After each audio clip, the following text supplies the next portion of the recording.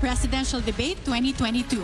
And for the first round, the candidates will be answering questions from the panelists. The first question will come from UP Professor Dr. Clarita Carlos.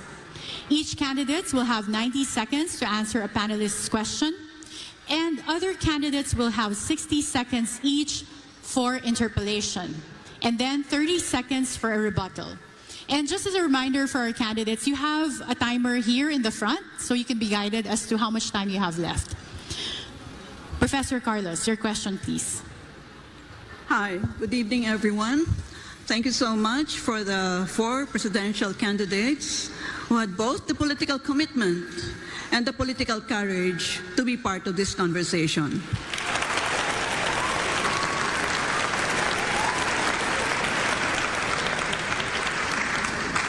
My area of research and expertise is on foreign policy and defense and security, so my first question will be within the rubric of these issue areas.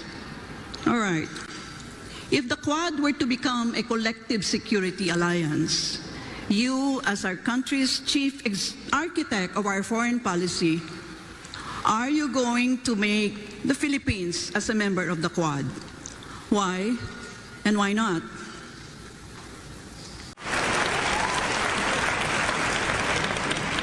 Senator Marcos? Yes, I think any of these agreements we should, of course, encourage, as long as it is very clear to us what is the advantage to the Philippines.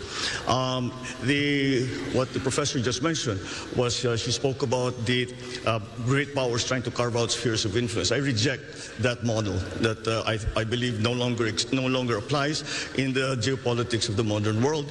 The old Cold War thinking. We have to ply our own way.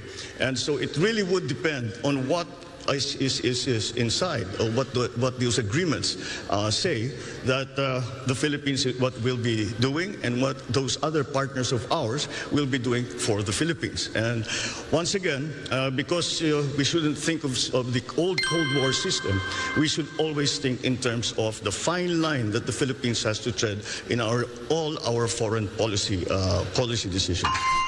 But if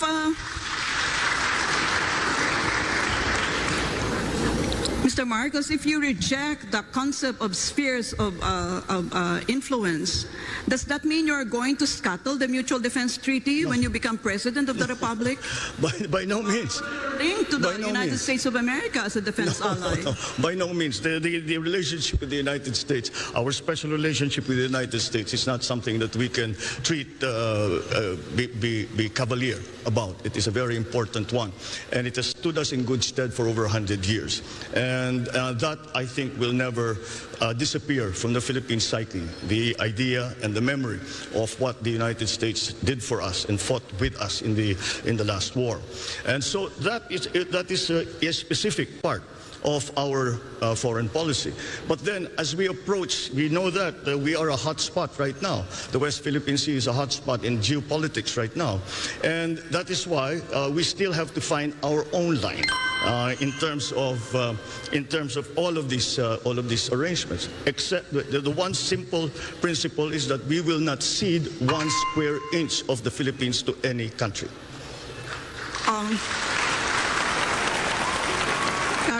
Do I have time for one more follow-up with Mr. Marcos? Yes, Professor Carlos. Yeah. Okay, if that is the stance that you have taken, Mr. Marcos, suppose you have a situation where China is trying to, take us in, embrace us within its sphere of influence. How would you react as our chief architect of our foreign policy? Once again, in terms of specifically to China, the correct approach still seems to be one of engagement.